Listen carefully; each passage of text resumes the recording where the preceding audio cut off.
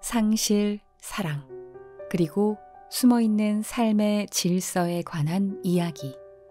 룰루 밀러의 물고기는 존재하지 않는다. 안녕하세요. 바림소리입니다. 우리는 누군가의 이야기에 귀 기울이는 것만으로 크고 작은 삶의 문제를 풀어나갈 용기를 얻기도 한다. 네, 출판사 카드 리뷰로 시작해 보았습니다. 이번에 소개할 작품인 물고기는 존재하지 않는다는 출간 당시 최고의 책으로 선정됐으며 그에 따른 최고의 찬사를 받았던 책입니다. 책의 저자인 룰루 밀러는 방송계 퓰리처상으로 불리는 피버디상을 수상한 과학 전문 기자입니다. 경이로운 논픽션이라고 불리는 물고기는 존재하지 않는다는 삶과 우주의 혼돈과 질서에 대한 이야기를 전하기도 합니다. 읽는 이에게는 충격과 경악을 넘어 우리의 삶의 전 우주적인 혼란과도 같은 혼돈을 전해줍니다. 룰루 밀러가 존경하는 아버지는 과학자였습니다. 저자에게 "넌 이 세상에 중요하지 않아" 라고 말하기도 했습니다. 그 말은 지구의 관점에서 보면 인간의 탄생은 지구에게는 단지 혼돈일 뿐이고 우리의 삶은 아무런 의미가 없다고 말하는 것 같았습니다. 그렇게 자란 룰루 밀러는 간신히 버텨낸 자기 삶이 드디어 끝났다고 생각했을 때 운명처럼 한 사람의 이야기가 다가왔다고 합니다. 그 한 사람의 이야기로 책의 내용은 시작됩니다.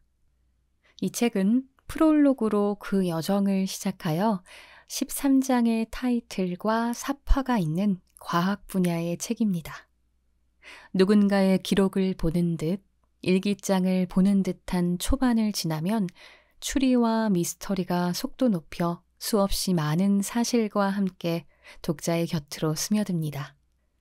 저도 처음에는 약간의 거리를 두고 읽다가 어느 추천사와 같이 완전히 넋을 잃을 정도로 매혹에 빠졌고 단 한 번도 상상해보지 못했던 기이한 시면으로 빨려들었으며 그 흥미진진함에 눈을 뗄 수 없는 충격에 빠졌었습니다.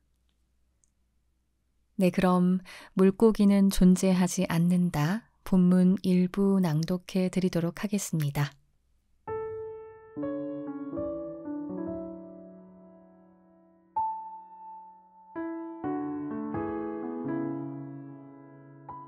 물고기는 존재하지 않는다. 저자 룰루 밀러. 곰 출판. 3장.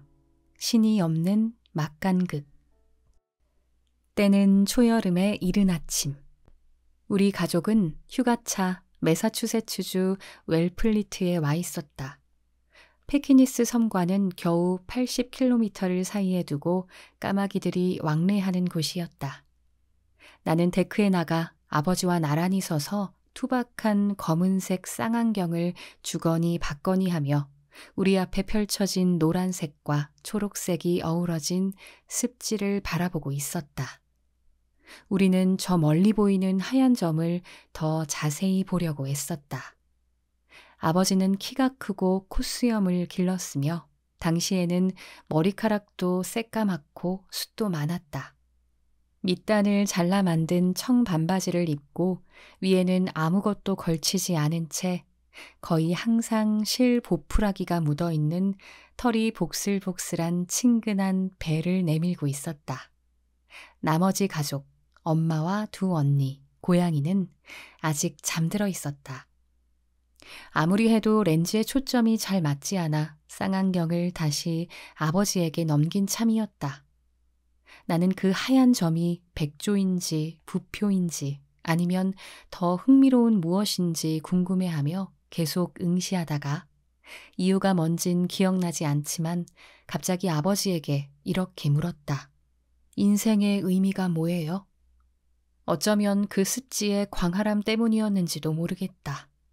습지의 끝은 바다고 바다의 끝은 나로서는 어딘지 알 수 없는 곳이었는데 나는 돛단배가 기울어지다 넘어가는 어떤 가장자리를 머릿속에 그렸다.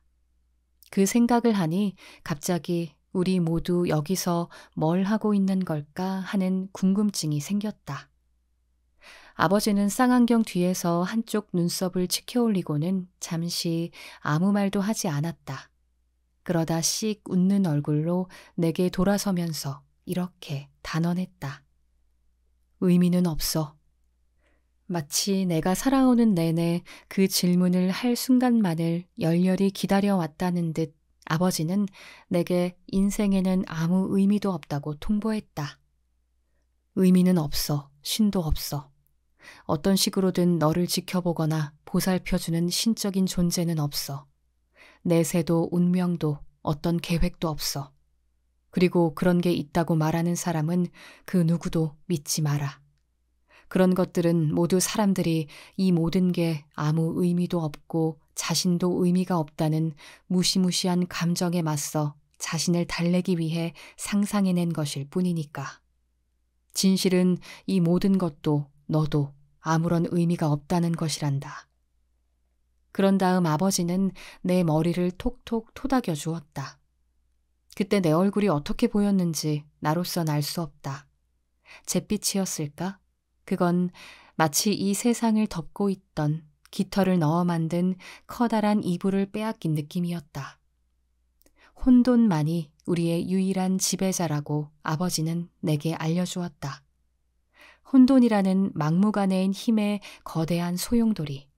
그것이야말로 우연히 우리를 만든 것이자 언제라도 우리를 파괴할 힘이라고 말이다. 혼돈은 우리의 그 무엇에도 관심이 없다. 우리의 꿈, 우리의 의도, 우리의 가장 고결한 행동도 절대 잊지 마라. 데크 아래 솔잎들이 쌓인 땅을 가리키며 아버지가 말했다. 너한테는 네가 아무리 특별하게 느껴지더라도 너는 한 마리 개미와 전혀 다를 게 없다는 걸. 좀 더 클 순 있겠지만 더 중요하진 않아. 당신 머릿속에 존재하는 위계의 지도를 들여다보느라 아버지는 여기서 잠시 말을 멈췄다. 과연 네가 토양 속에서 환기를 시킬 수 있을까? 목재를 갉아먹어 분해의 속도를 높이는 일은? 나는 어깨를 으쓱했다. 나는 네가 그럴 수 있을 것 같지 않아. 그런 면에서 지구에게 넌 개미 한 마리보다 덜 중요한 존재라고도 할 수 있지.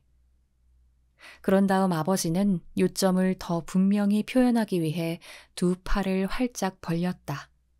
나는 이게 포옹하자는 시도일지 모른다고 아버지가 농담이야, 넌 중요해 라고 말하려는 것일지도 모른다고 생각했다. 하지만 아버진 이렇게 말했다. 좋아. 이제 이게 전체 시간의 길이라고 생각해보자. 아버지는 자기 가슴 앞에 펼쳐진 눈에 보이지 않는 광대한 시간의 선을 손으로 더듬었다. 여기서 인간이 존재한 기간은 요만큼이야. 요만큼이라는 말을 할 때 아버진 연극적인 동작으로 꼬집듯이 손가락들을 모았다. 게다가 우리는 아마 곧 사라지게 될 거야. 그러니까 만약 지구 저 멀리서 떨어져서 본다면 여기서 아버지는 혀를 차서 끽끽 하는 소리를 냈다. 그러면 우리는 정말 아무것도 아닌 거지. 거기엔 행성들이 있고 그 너머엔 더 많은 태양계가 있어. 아버지가 정확히 저 단어들을 사용했는지는 확실하지 않지만 거의 20년 뒤 천문학자 닐 디그레스 타이슨이 우리는 점 위에 점이다 라는 유명한 말을 했을 때 난 아버지의 단언과 똑같은 말을 들었다고 느꼈다. 7살의 내게 그날 폐부에서 회오리 치던 차가운 느낌을 말로 옮길 수 있는 언어는 없었다. 그렇다면 이 모든 건 뭐하러 해? 학교엔 왜 가? 뭐하러 종이에 풀로 마카로니를 붙이는 건데? 어쨌든 유년기 동안 난 그 답을 알아내기 위해 조용히 아버지의 행동을 관찰했다. 아버지는 활기 넘치는 사람이다. 수전증이 있는 생화학자로 모든 생명에, 심장 박동과 번개에, 심지어 생각 자체에도 동력을 공급하는 전기를 나르는 입자인 이온을 연구한다. 아버지는 안전띠도 매지 않고 발신인 주소도 쓰지 않고 수영이 금지된 곳에서 수영을 한다. 하루는 퇴근하고 집에 와서는 이제 소매와는 끝이라고 선언했다. 소매 때문에 시험관을 넘어뜨린 일이 너무 많았던 것이다. 곧바로 가위를 들고 옷장으로 달려갔고 이후 몇 년 동안 학계의 해적이라는 표현이 가장 잘 어울리는 옷차림으로 출근했다. 아버지는 말썽꾼인 우리 집 개를 숭배하고 정해진 조리법대로 조리하기를 거부하며 개구리 다리라든가 전기 가오리 내장 같은 실험 뒤 버려지는 실험 대상을 맛보기를 즐겼다. 그러다가 어머니가 생쥐 간에서 확실히 선을 그었다. 아버지가 기름기 밴 종이 봉투 속 내용물을 튀기려고 주방에 들어가자 단호히 거부한 것이다. 언젠가 아버지와 내가 할머니가 계시는 양로원에 도착해서 출입문으로 들어서고 있는데 휠체어를 탄 노부인이 우리 앞길을 막아선 적이 있다. 속도 좀 줄이세요. 아버지는 이렇게 고함을 치고는 마치 그분이 자기를 치기라도 했다는 듯 바닥에 주저앉아 찡그린 얼굴로 몸을 뒤틀어댔다. 나는 아버지가 너무 겁을 줘서 그 가련한 노인이 말 그대로 죽어버리지 않을까 걱정되고 창피해서 온몸이 움츠러들었다. 하지만 부인의 반짝이는 눈빛과 얼굴 가득 번지는 미소를 보고서 나는 그분이 농담을 잘 받아들이는 분이라는 것을, 상대방의 농담을 농담으로 받아들일 수 있는 사람으로 봐주는 사람들의 목말라 있었다는 것을 깨달았다. 넌 중요하지 않아 라는 말은 아버지의 모든 걸음, 베어무는 모든 것에 연료를 공급하는 것 같았다. 그러니 너 좋은 대로 살아. 아버지는 수년 동안 오토바이를 몰고 엄청난 양의 맥주를 마시고 물에 들어가는 게 가능할 때마다 큰 배로 풍덩 수면을 치며 물속으로 뛰어들었다. 아버지는 언제나 개걸스러운 자신의 쾌락주의에 한계를 설정하는 자기만의 도덕률을 세우고 또 지키고자 자신에게 단 하나의 거짓말만을 허용했다. 그 도덕률은 다른 사람들도 중요하지 않기는 매한가지지만 그들에겐 그들이 중요한 것처럼 행동하며 살아가라 는 것이었다. 아버지는 반세기 동안 거의 매일 아침 어머니에게 커피를 만들어 주었고 자기 학생들에게 헌신적이었다. 그들은 명절 때 우리 집에 식사하러 오고 때로는 우리 집에서 살기도 했다. 우리 집 식탁에는 아버지가 떨리는 손으로 새긴 수천 개의 작은 숫자들이 새겨져 있는데 이는 우리 세 자매에게 수학의 논리를 이해시키려 노력하며 보낸 무수한 밤들의 물리적 기록이다. 암울한 현실일 수도 있는 것들이 아버지에게는 오히려 인생의 활력을 가득 불어넣고 아버지가 크고 대범하게 살도록 만들었다. 나는 평생 광대 신발을 신은 허무주의자 같은 아버지의 발자국을 따라 걸으려 노력해왔다. 우리의 무의미함을 직시하고 그런 무의미함 때문에 오히려 행복을 향해 뒤뚱뒤뚱 나아가려고 말이다. 하지만 내가 항상 그런 일을 잘했던 건 아니다. 너는 중요하지 않아는 내게 종종 아버지와는 다른 효과를 냈다. 너무 심각하게 받아들이지는 마시라. 카미는 그것이 언제나 우리 대다수의 마음속에 있을 거라고 여겼다. 고통에 대한 그 처방이 어찌나 유혹적인지 18세기 시인 윌리엄 쿠퍼는 그것을 거대한 유혹이라고 표현했다. 그것이 내게 손짓을 보내기 시작한 것은 내가 5학년 때였다. 큰언니가 학교에서 너무 심한 괴롭힘을 당해 할 수 없이 고등학교를 자퇴한 무렵이었다. 나이 상냥한 언니는 아버지처럼 머리카락이 검고 검은 눈 위에 밤색 태 안경을 썼으며 곧잘 짓는 미소로 드러나는 치아에는 빛나는 교정기를 끼고 있었고 쉽게 불안해하고 사회적 신호를 잘 이해하지 못했으며 스트레스를 받을 때면 손을 심하게 흔들어대고 속눈썹과 눈썹을 뽑고는 했다. 나는 언니를 친절하게 대하지 않고 너그럽게 이해해주지 않은 언니의 그부들이 미웠다. 언니가 복도를 걸어가면서 의지할 눈빛을 찾고 있을 때 그런 눈빛을 보여주는 친구를 단 한 명도 찾지 못하는 모습을 떠올리는 것도 싫었다. 때로는 떠올리지 않는 게 더 나았다. 그래도 나는 아버지가 그러는 것처럼 지구가 주는 기쁨들로 나 자신을 위로해보려 했다. 진흙으로 만든 파이와 반딧불이와 흙으로 쌓은 댐 같은 것들로 말이다. 비에 대비해서 튼튼한 댐 만드는 걸 얼마나 좋아했던지 한 번은 댐을 쌓아 만든 도랑이 너무나 그럴듯해서 오리 한 마리가 찾아들 정도였다. 하지만 중학교에 들어가자 그 복도는 이번에 나까지 겨냥했다. 네 망치는 어딨냐? 남자애들은 이렇게 비웃으며 내 목수바지에 달린 고리를 잡아당겼다. 그들은 내가 야구 모자를 너무 깊이 눌러 쓰는 것도 놀려댔다. 또 나를 제리라고 불렀는데 이유는 나도 몰랐다. 9학년 때 남자애들이 모여있는 옆을 지나가는데 그들이 7이라고 소리쳤다. 여자애들이 지나갈 때마다 등급을 매기고 있는 게 분명했다. 7이라 나쁘지 않네 하고 나는 생각했다. 그게 나와 섹스를 하려면 마셔야 할 맥주의 양이라는 걸 알아차리기 전까지는. 7캔. 인류가 완전히 절멸할 위기가 와야만 손이라도 될 수 있다는 건가? 나는 더 용감한 여자아이, 더 견고한 영혼을 지닌 여자아이라면 그런 말도 웃으며 받아칠 수 있다는 걸 알았다. 내 문제들이 얼마나 사소한 것들인지도 잘 알았다. 하지만 내 안에는 그게 없었다. 그게 뭐였든 간에 말이다. 튼튼한 뼈대처럼 강한 기계를 찾으려 더듬거렸을 때 내 손에 잡히는 건 모래뿐이었다. 나이가 들수록 언니의 상태는 더 나빠지기만 했다. 언니는 커뮤니티 칼리지에 다니려고 시도했지만 룸메이트와의 문제가 폭발한 뒤 집으로 돌아올 수밖에 없었다. 학위를 받기는 했지만 직업을 구하는 데는 어려움이 있었다.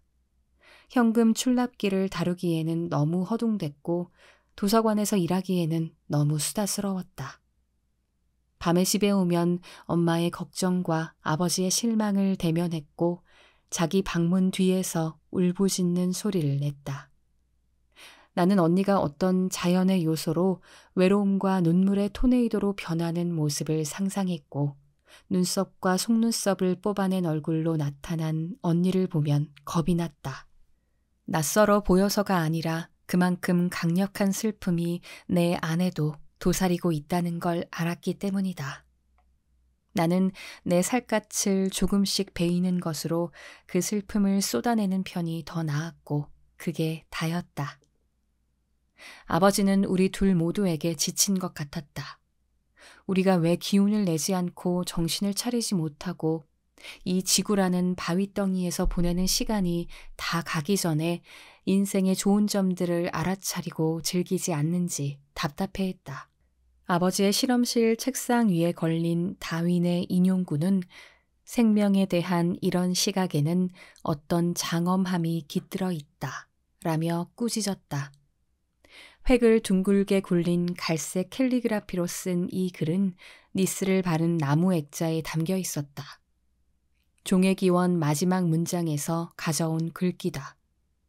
그것은 다윈의 달콤하지만 의미 없는 말, 자신이 이 세상에서 신이라는 꽃봉오리를 제거한 것에 대한 사과의 말, 장엄함이 존재한다는, 충분히 열심히 들여다본다면 찾게 될 거라는 약속의 말과도 같았다. 하지만 때로 그 말은 비난처럼 느껴졌다.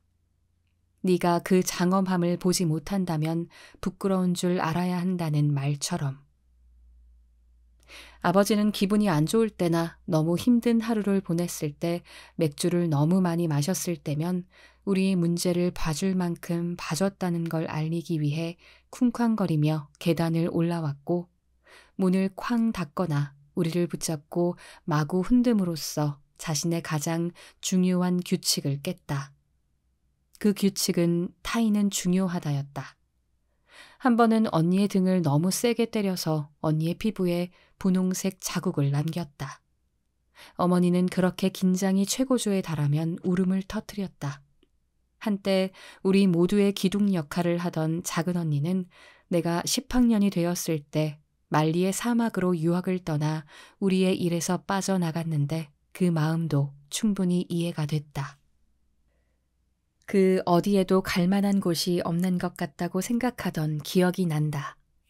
바깥 세상이 내미는 건 아기에 찬 복도들, 텅 빈 수평선들 뿐이며 안쪽 세상이 내미는 것은 쾅쾅 닫히는 문들 뿐이라고. 빛을 발하는 건 전혀 보이지 않아 1999년 4월 8일 일기에 쓴 말이다. 일요일이었다. 나는 막 16살이 된 참이었다. 이튿날 학교가 끝난 뒤 나는 차를 몰고 월그린 드러그 스토어로 갔다. 수면제가 진열된 통로로 향했다. 어떤 상자는 연한 파란색, 어떤 상자는 짙은 파란색, 어떤 상자는 자주색이었다. 모두가 단잠을 약속하는 종이처럼 하얀 별들로 반짝거리고 있었다. 나는 연보라색 상자 몇 개를 코트 속으로 슬며시 집어넣었다. 의심을 불러일으키고 싶진 않았다. 저녁 시간에 맞춰 집에 도착하니 모든 게 한층 가벼워진 느낌이었다. 나는 온 집안이 잠들 때까지 기다렸다. 의식이 없을 때면 훌륭하게도 싸우지 않는 서로의 품속에 파고든 엄마와 아빠. 점검 완료. 물고기를 닮은 눈꺼풀이 그날 밤에는 자비롭게도 감겨있던 큰언니. 점검 완료. 아프리카 중부 어딘가 더 좋은 다른 가족의 집에서 잠자고 있을 작은 언니. 점검 완료. 작고 하얀 게 찰리. 점검 완료. 발끝으로 살금살금 걸어 지하실로 내려갔다. 동물은 죽을 준비를 할 때 굴을 파고 들어가는 경향이 있다는 말을 아직 읽기 전의 일이다. 내가 알고 있는 건 그냥 내가 지하실로 끌린다는 것뿐이었다. 나는 작은 플라스틱 포장에서 알약을 한 알 한 알 꺼내 입안에 집어넣는 의식을 치렀다. 1분에 한 알씩. 무신론자들도 의식은 좋아한다. 깨어나니 환한 빛이 나를 맞이했다.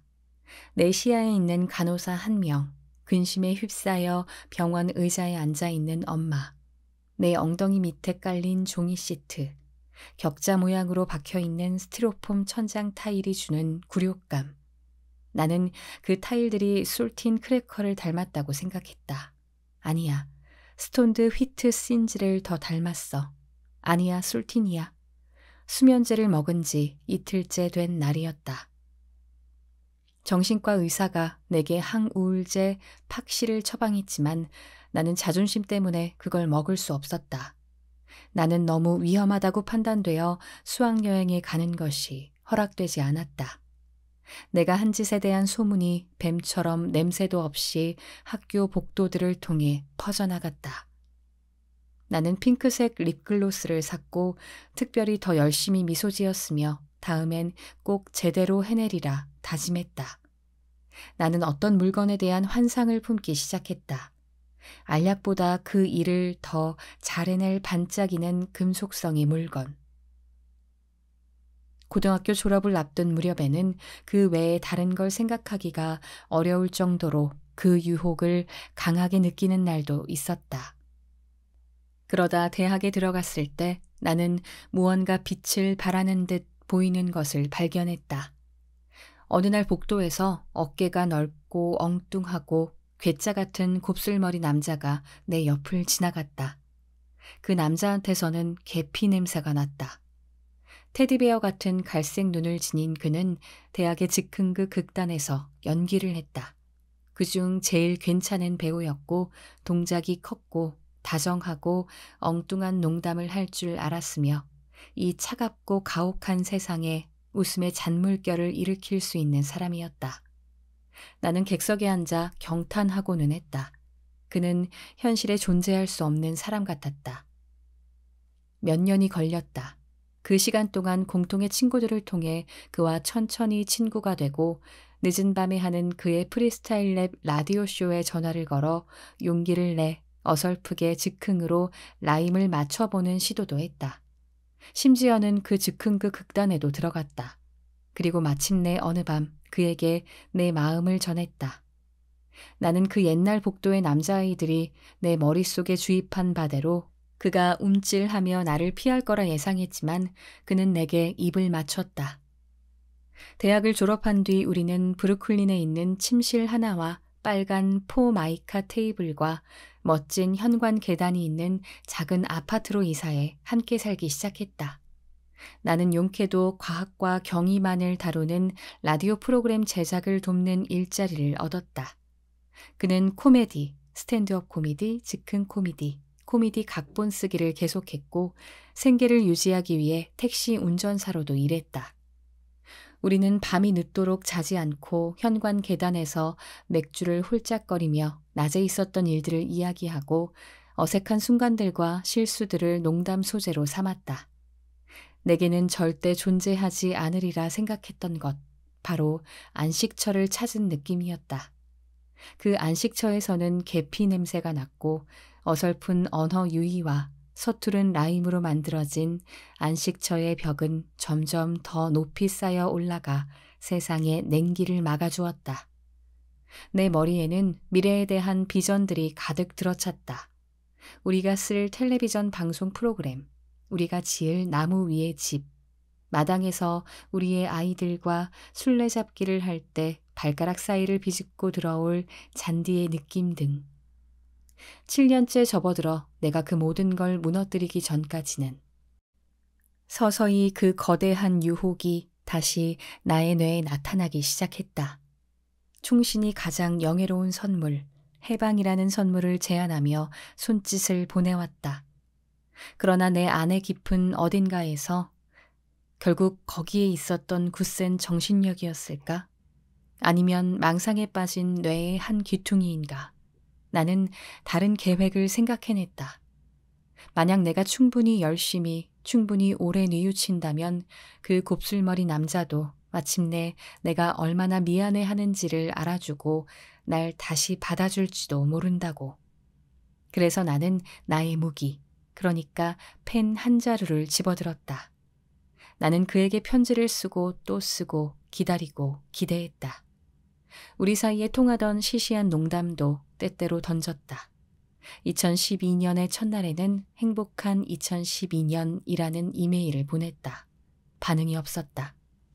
내가 걱정하지 않으려고 애쓰는 동안 1년이 2년이 되고 2년이 3년이 됐다. 나의 희망을 꺾는 침묵이 점점 더 강력하게 내 귓가를 울려대는 동안 연력학 제2법칙은 그 가늠할 수 없는 꼬리를 휘두르고 있었다. 나는 믿음을 버리지 않으려 했었다. 그리고 바로 그것이 데이비드 스타 조던이 내 주의를 끌었던 이유다. 결코 승리하지 못할 거라는 그 모든 경고에도 불구하고 그로 하여금 혼돈을 향해 계속 바늘을 찔러 넣도록 한 것이 무엇인지 알고 싶었다. 그가 우연히 어떤 비법을, 무정한 세상에서 희망을 찾을 수 있는 어떤 처방을 발견한 게 아닐까 궁금했다. 게다가 그는 과학자였으므로 나는 무엇이든 끈질기게 지속하는 일에 대한 그의 정당화가 내 아버지가 심어준 세계관에도 들어맞을 수 있을 거라는 작은 가능성을 꽉 붙잡고 놓지 않았다. 어쩌면 그는 무언가 핵심적인 비결을 찾아냈을지도 몰랐다. 아무 약속도 존재하지 않는 세계에서 희망을 품는 비결. 가장 암울한 날에도 계속 앞으로 나아가는 비결. 신앙 없이도 믿음을 갖는 비결 말이다. 그러나 페니키스 섬에서 데이비드가 한 경험을 읽고 나자 걱정스러워지기 시작했다. 암울한 시간에 그의 도전 의지를 밝혀준 것이 신이었다면 내가 그에게서 배울 것은 없었다.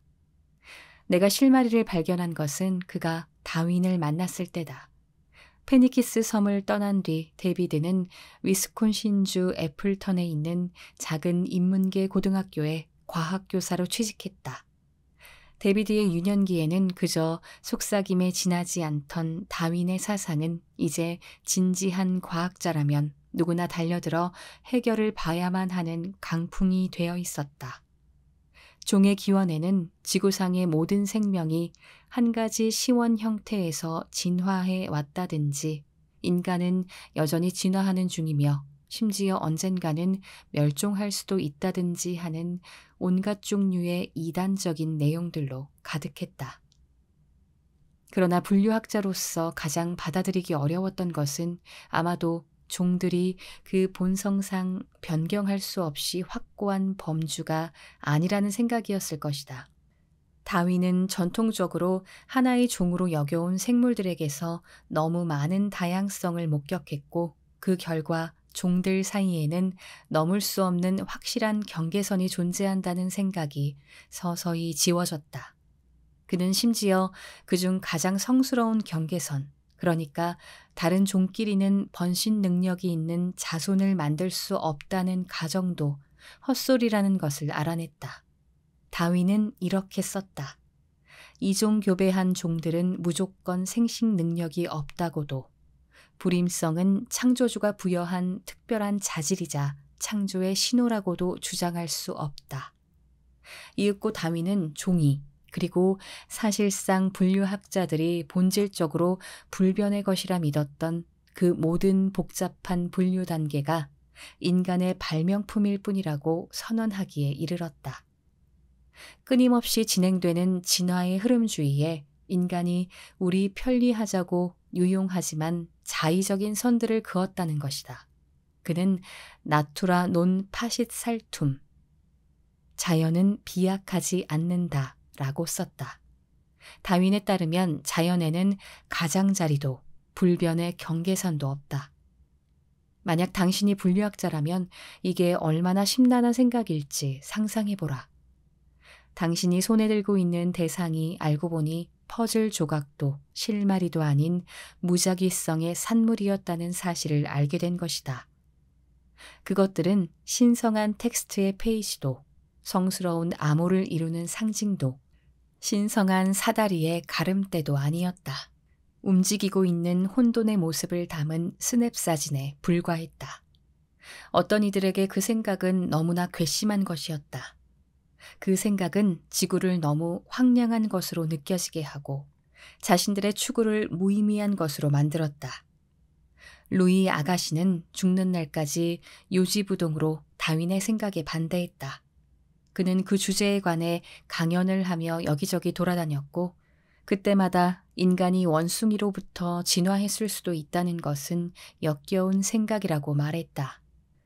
그러나 더 젊은 세대에 속하고 아직 유연한 정신을 지니고 있던 데이비드 스타 조던은 고통스러웠지만 결국 이 점에 대해서만은 스승과 의견을 달리하기로 했다.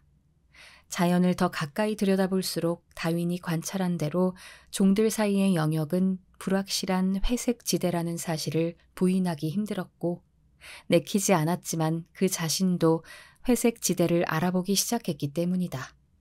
데이비드는 이렇게 썼다. 나는 아이에게 꼬리를 붙들려 카펫 위로 끌려가는 고양이처럼 우아하게 진화론자들의 진영으로 넘어갔다. 아, 이 문장 때문에 내가 그를 얼마나 흠모하게 되었던가. 이 문장을 본 나는 두 팔로 그를 안고 볼에 입을 맞춰주고 싶었다. 정신을 아득하게 하는 진화의 진실을 받아들이고 계속 전진할 길을 찾은 그가 참 용감하다고, 아주 잘했다고 말해주고 싶었다. 물론 이는 그를 계속 나의 안내자로 삼을 수 있다는 의미였다. 또한 바늘을 칼처럼 휘두르는 그가 뻔뻔스럽게 보일 수도 있지만 그래도 이성의 자리에서 움직이는 사람이라는 증거이기도 했다. 또한 부인이 반드시 굴욕으로 이어지는 길은 아니라는 의미였다. 혹시 어쩌면 그의 발자국을 따라가다 보면 나도 언젠가 희미한 빛을 발하는 삶으로 되돌아가는 길을 찾을 수 있을지도 모른다는 의미. 네, 여기까지 본문 일부 낭독해 드렸습니다. 재작년 겨울쯤인가 책을 추천받고 읽기 전까진 그저 제목이 특이한 책으로만 보였는데 막상 읽기 시작했을 때는 아주 흥미롭게 읽었던 기억이 다시 새록새록 떠오릅니다. 그래서 다시 꺼내 읽고는 메모해뒀던 것들을 읽으니 좋았습니다. 마지막으로 기억에 남았던 문장을 소개해 드리도록 하겠습니다. 성장한다는 건 자신에 대한 다른 사람들의 말을 더 이상 믿지 않는 법을 배우는 것이다. 자연은 인간의 사정을 봐주지 않는다. 그렇지만 우리는 중요해요. 우리는 중요하다고요. 여기까지 바림소리였습니다.